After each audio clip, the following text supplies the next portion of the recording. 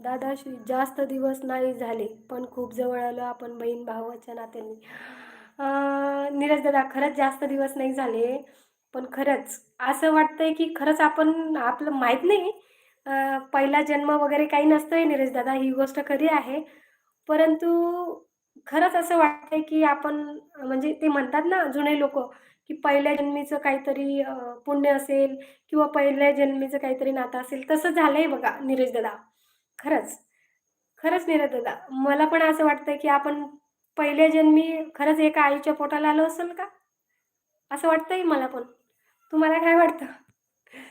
मला नाही वाटत तुम्ही म्हणजे इतर जन्मावर विश्वास करत असाल म्हणून.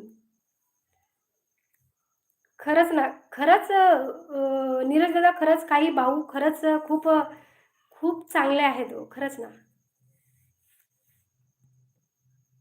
मला वाटतं आपल्याला ओळख व्हायला 1 महिना पण नाही झाला ना नीरज दादा?